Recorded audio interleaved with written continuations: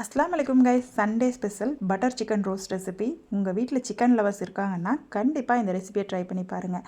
இதுக்கு 1/2 kg chicken எடுத்திருக்கேன். கூடவே 2 டேபிள் ஸ்பூன் தயிர் சேர்த்துக்கிட்டேன். ஆல்ரெடி ஆனியனை எண்ணெயில் வறுத்து எடுத்து வச்சுருக்கேன். அது ஒரு பவுல் அளவுக்கு சேர்த்துட்டு 1/2 லெமன் ஸ்க்யூஸ் பண்ணி விட்டுக்கோங்க. சிக்கனுக்கு தேவையான அளவு உப்பு, 1 table spoon chilli powder, 1 table spoon தனியா powder, 1/2 table spoon garam masala, 1/4 teaspoon அளவுக்கு மிளகுத்தூள் அண்ட் பார்த்திங்கன்னா கூடவே 1 டீஸ்பூன் அளவுக்கு இஞ்சி பூண்டு மசாலாவும் சேர்த்துக்கோங்க. அந்த கிளிப்பிங் என்கிட்ட மிஸ் ஆகிடுச்சு.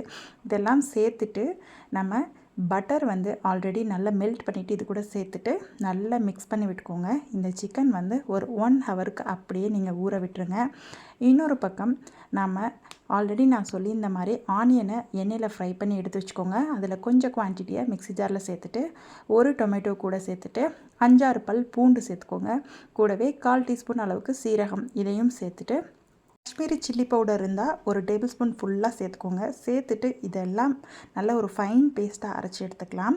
இப்போது நம்ம மேரினேட் பண்ணி வச்ச சிக்கன் ரெடி ஆகிடுச்சு. அதுக்கப்புறம் கடாயில் பட்டர் சேர்த்துக்கோங்க. அது கூடவே கொஞ்சமாக நான் ஆயிலும் சேர்த்துக்கிறேன். நீங்கள் பட்டர் மட்டுமே சேர்த்து கூட இந்த ரெசிபியை ட்ரை பண்ணலாம். நான் நைட்டு டின்னருக்கு பண்ணுறனால பட்டர் மட்டுமே போட்டு செஞ்சால் ரொம்ப ஹெவியாகிடும்னு கூட ஆயில் சேர்த்துக்கிட்டேன்.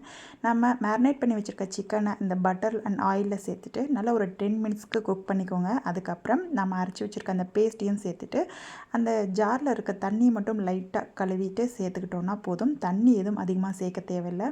அப்படியே லிட் க்ளோஸ் பண்ணி ஒரு 10 to 15 மினிட்ஸ் குக் பண்ணுங்கள். அதுக்கப்புறம் பார்த்தீங்கன்னா நல்ல எண்ணெய் பிரிஞ்சு வரும். அந்த ஸ்டேஜில் ஒரு கொத்து கருவேப்பிலை சேர்த்துக்கிறேன். அது கூடவே நான் இறக்கும் போது கொஞ்சமாக ஃப்ரெஷ் க்ரீமும் சேர்த்துக்கிட்டேன். ஃப்ரெஷ் க்ரீம் ஆப்ஷனல் தான், தேவைப்பட்டால் சேர்த்துக்கலாம்.